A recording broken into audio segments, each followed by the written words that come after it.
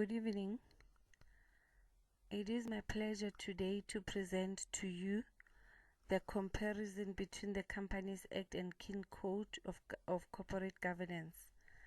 My name is Maureen Mtsweni. I hope we will have a fruitful engagement tonight. The Companies Act of 2008 was motivated by the need to have a review of the company law regime. The Act is based on the solvency and liquidity of the company. The purpose of the Act, according to the Companies Act, is to promote compliance with the Bill of Rights, promote South African economy, and the development of companies within all sectors. Whereas the King Code or the King 3 is motivated by the need to update the King Code Code of Governance in line of Companies Act. The code takes a positive status. It highlights the three aspects, namely the strategic and ethical leadership, sustainability, and corporate citizenship. The Act distinguishes between categories of companies: the profit and the non-profit company. Under the non-profit companies, you will notice that the name ends with the NPC. Private companies, the name, it will contain the wording Pty Ltd. For personal liability companies, it will contain the name incorporation, abbreviated to be Inc. The public companies which are listed will then have the word limited or Ltd. And lastly, we have state-owned companies which will have SOC Ltd. Among these companies, they are registered. The requirements for registration will differ, and even in terms of the Act, the companies' requirements, or they will have to comply to different sets of requirements. Where the Act is silent about the requirement for a particular company, it is recommended that that particular company then adapt what is contained in the Act to suit the circumstances of that particular organization, because there is no one size fit. How companies are formed and their right of existence. According to Section 13, one or more persons or an organ of state may incorporate a profit company. An organ of state or jurisdiction person or three or more persons acting in concert may incorporate a non-profit company.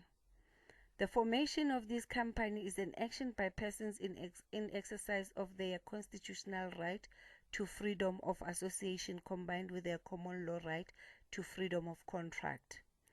A company is incorporated by completing and filling a memorandum of incorporation and a notice of incorporation.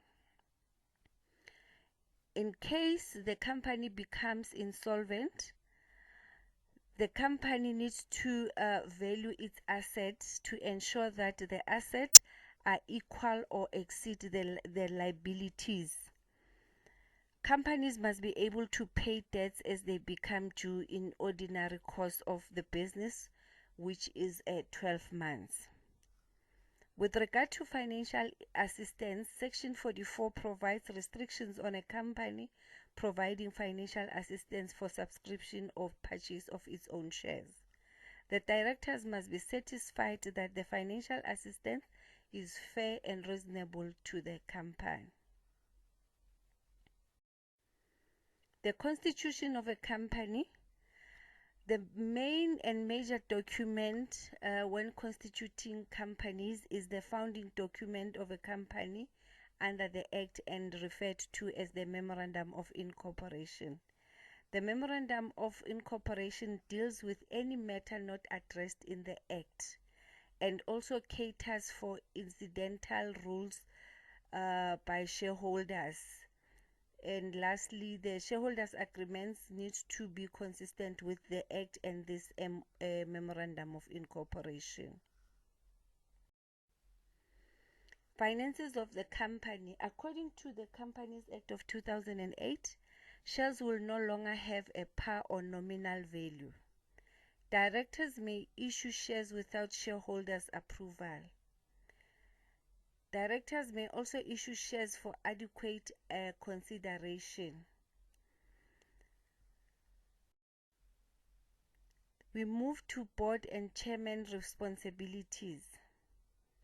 Both the Act and King III acknowledge the importance of appointing the board to govern the company. In contrast to the Act, King III expands extensively on the role and function of the board. The board should act as the focal point for and custodian of corporate governance. King III also stipulates that the board should provide effective leadership based on an ethical foundation. On the other side, the Act sets out the procedures for the appointment or election of directors, the filling of vacancies and removal of directors. While the Act prescribes which persons are ineligible for appointment or disqualified from serving as a director, King III describes the qualities needed for persons to be appointed to the board.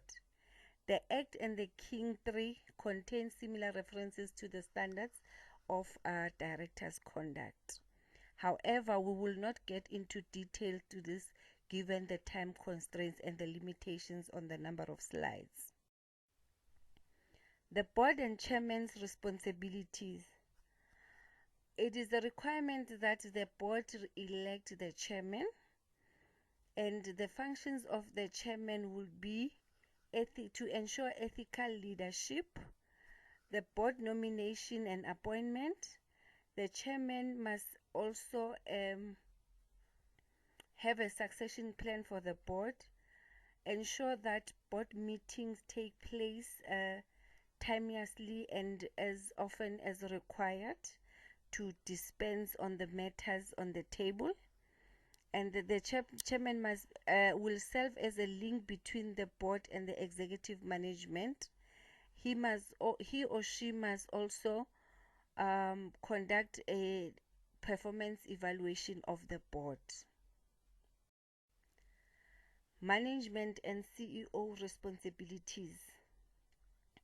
The CEO and his management, which comprises of the Chief Financial Officer and the Chief Operating Officer, will have to ensure that there is business planning, they get the target and goals. He or she presents proposal to the board for the financial decision, ensures the implementing of approved proposals. He manages the resources and people on a daily basis. He measures business performance and results, and he must develop stakeholder relations, and lastly, lead and manage the company in the best interest of the company's shareholders. Whilst the director has got responsibilities, he also has the liabilities, and the directors will be held liable if they are in breach of their duties, they trade recklessly, they misrepresent facts in the prospectus, they trade knowingly that the business is insolvent. The company must also appoint the company secretary. The company secretary has also roles and responsibilities which are contained or encapsulated in both the Companies Act and King III. According to Companies Act, the secretary provides guidance on duties, responsibilities, and powers of directors. She or he must ensure that all directors are aware of the laws and legislation relevant to the company. This company secretary must report to the board on any failure of the company or director to comply with the memorandum of incorporation or rules of the company.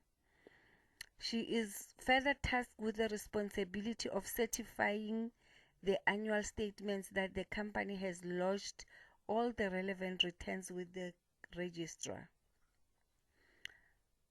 The company secretary, she must ensure that all the minutes of shareholders, directors, and other meetings are correctly recorded. King 3, on the other side, sees the role of the company secretary as that of assisting the nomination committee with appointments of directors, having a role of conducting induction, orientation, and training of directors, and serving as a central source of guidance and advice to the board.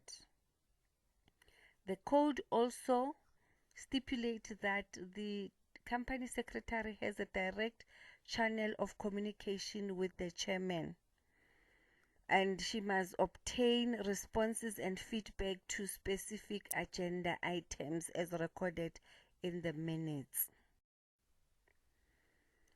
I have already spoken to the solvency and liquidity test and evaluations. Solvent companies may wound up if it has stopped a special resolution to do so. The winding up must be filed with the commission. The company remains a jurisdiction person and retains the power as such whilst it's been wound up. Wind up by the court order implies that one or more directors or shareholders apply to court on the grounds that directors deadlocked in the management of the company and shareholders are unable to break the deadlock. With regard to going concerns and reckless test, a going concern is an operating business with the prospect of continuing to do so for the foreseeable future and relates to solvency of the business, the viability of the business, liquidity of the business, ability to meet the short-term financial obligations. The business is operational at that moment. There are future prospects for the business, and the business it has passed the solvency and liquidity test.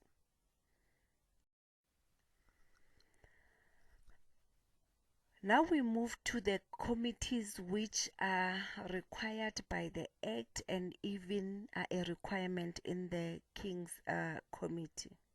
Once again, based on the limitation on the slides, the purpose of the slide is to list the committees and how they must be composed, who chairs these committees, and what is the role of the CEO.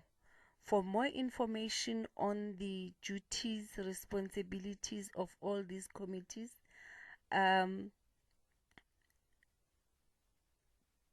it is recommended that colleagues or fellow students refer back to the Companies Act and the King's Code and King Report.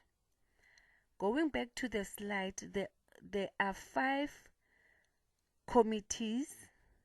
One, which is the Audit Committee, followed by the Remuneration Committee, Nomination Committee, Risk Committee, and Social and Ethics Committee. How these committees are composed: for the Audit Committee, and in the interest of saving time, I will only speak to the Audit Committee, and want to believe that colleagues and fellow students will follow the rest of the committees in terms of their composition, who chairs these committees, and what is the role of the CEO. With regard to the Audit Committee, the minimum is 3 independent non-executive directors. The chairman of the board can be an attendee of the audit committee, however, cannot chair the committee nor be a member of the committee. The CEO can also attend, however, may not be or cannot be the member of this audit committee. We move into internal controls and risk management. The board of a company is responsible for risk governance. Internal audit should follow a risk-based approach to its plan. Internal audit should provide a written assessment of its effectiveness of the company's systems of internal controls and risk management. It is also a requirement that the audit committee should be responsible for overseeing internal audit and should be strategically positioned to achieve its objective. What are the shareholders' rights and protection of minority shareholders? The board of directors and that shareholders are bound by resolutions approved by the majority of them. The problem, however, arises when minority shareholders disagree or are prejudiced by the majority rule. The Act gives greater powers and enforcement right to minority. According to the Act, among others, the following remedies are in place or should be in place to protect the minority shareholders. The shareholders may apply to court for an order determining any of his or her rights. A shareholder may also seek an order to remedy any harm done to him or her on the basis of the breach of any provision or violation of any right as enshrined in the Memorandum of Incorporation. Shareholders may bring such an application to rectify any harm done to him or her by any of the company's directors to the extent that they may have breached any of the fiduciary duty. Disclosure of information. The Companies Act provides that companies should be audited in the annual financial statement, disclose the remuneration of all the directors and all prescribed officers. Furthermore, companies are required to prepare annual financial statements, including the director's report, the auditor's report. The director's report should contain any material for the shareholders to appreciate the company's state of affairs. On the other side, the King report stipulates that companies are to disclose remuneration of all the directors and top 3 senior managers, which is the CEO, the CFO, and the COO. Extensive and detailed requirements with regard to the integrated or so-called triple bottom line reporting. The integrated report must also disclose the reason for the removal, resignation, or retirement of directors. It is expected of companies to keep certain records.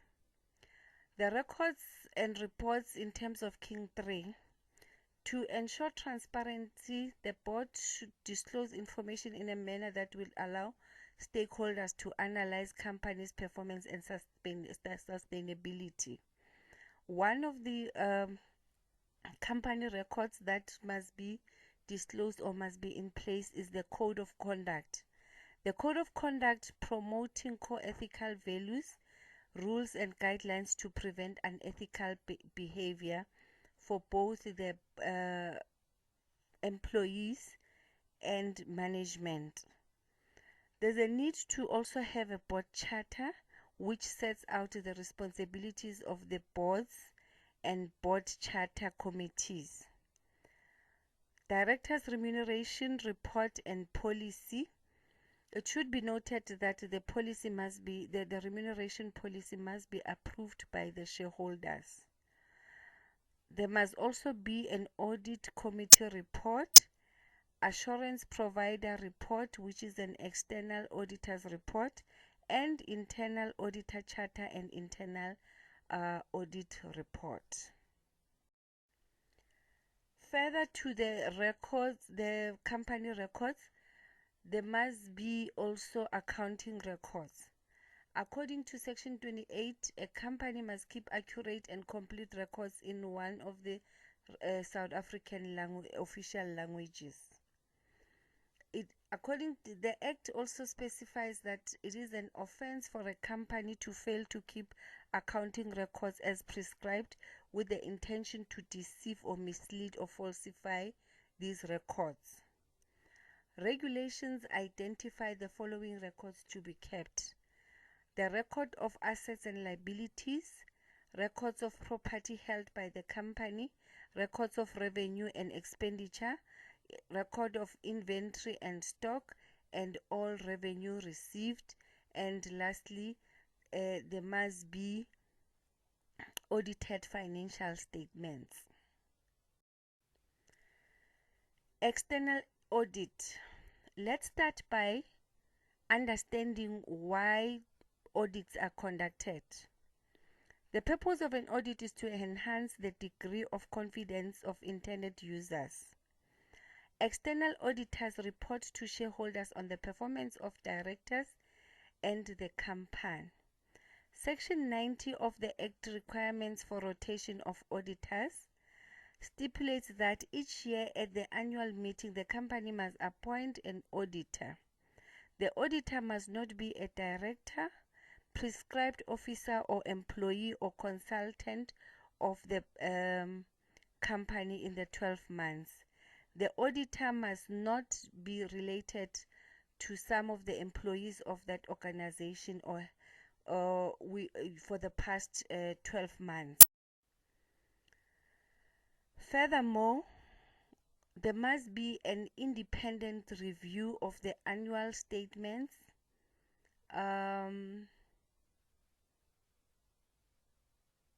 of the annual auditor's report, the director's report, and remuneration report.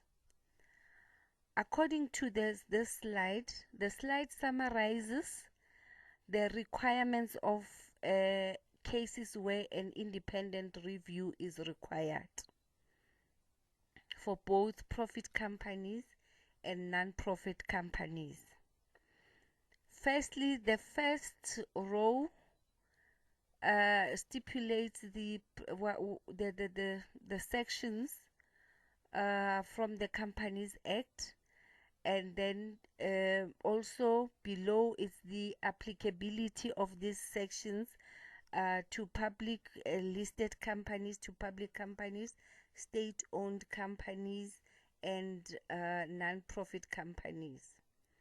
Let's take one example of a profit company wherein, like for example, we take the public listed company. When we refer to public listed companies, we refer to companies that are also registered or listed with the JSE.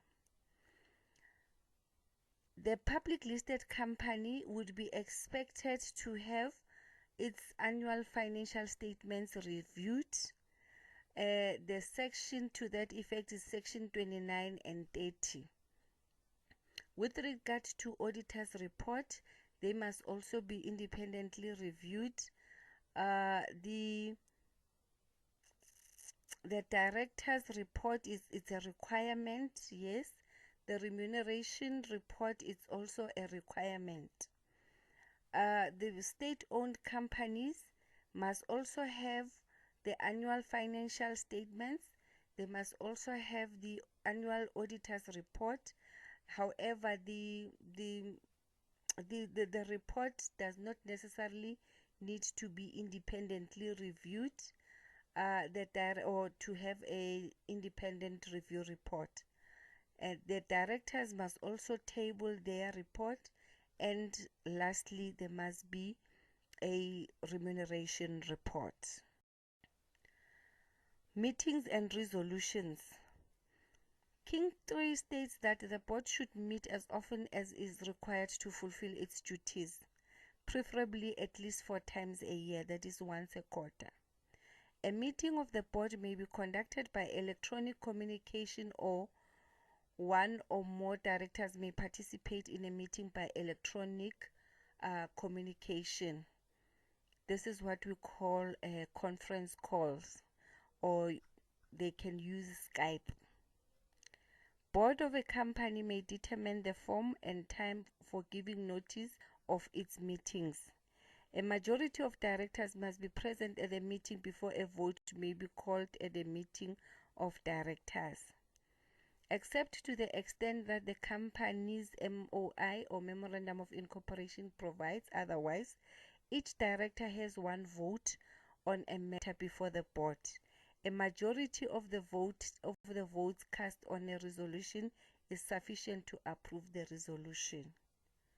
A company must keep minutes of the meetings of the board and any of its committees and include in the minutes.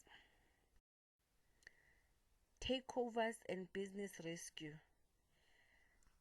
Takeovers will be overseen by the Takeover Regulation Panel. The Takeover Regulation Panel and takeover regulations will apply to a regulated company. The Companies Act allows for a compulsory squeeze out of minority shareholders when 90% or more of the shareholders have accepted an offer to acquire the shares. With regard to business rescue, processes can be initiated either by the board or by application to court in circumstances where the company is financially distressed.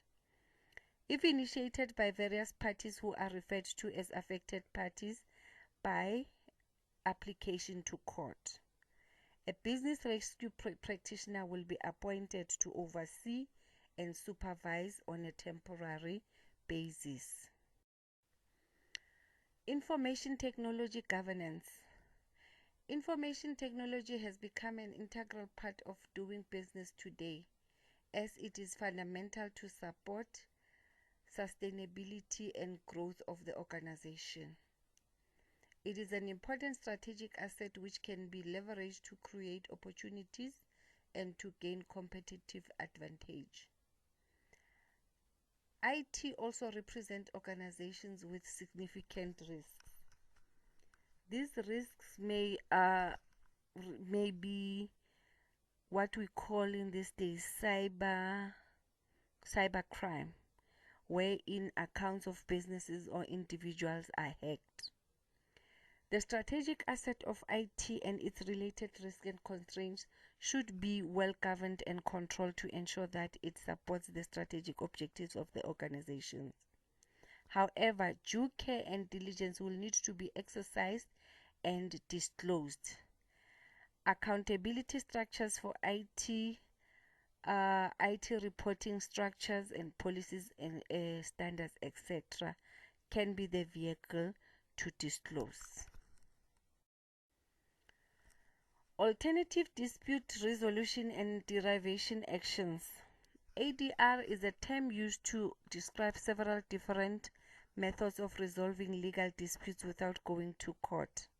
According to the Act, companies can, as an alternative to bringing a matter before a court or filing a complaint with the Commission, matters in dispute may be referred to the company's tribunal or to an accredited entity for resolution by mediation or arbitration.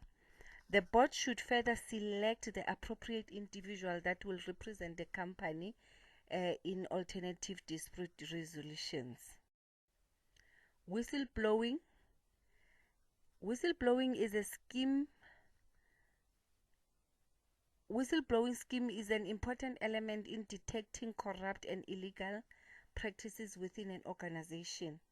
It applies to all people at all levels, starting with the board, the CEO, senior management. Whistleblowers can make disclosures to the Commission, companies, tribunal, a regulatory authority. Whistleblowers programs can lead to more effective compliance with relevant laws. For example, companies can have in place an anonymous tip-off line wherein complainants can call in and lodge their complaints or even make tip-offs. Companies administration and compliance. Non-compliance can result in an organization facing not only the cost of enforcement action but also damage to the reputation. The principle in law requires compliance, but there are other reasons for complying, namely penalties, reputational risk, financial loss, and to avoid audit qualifications.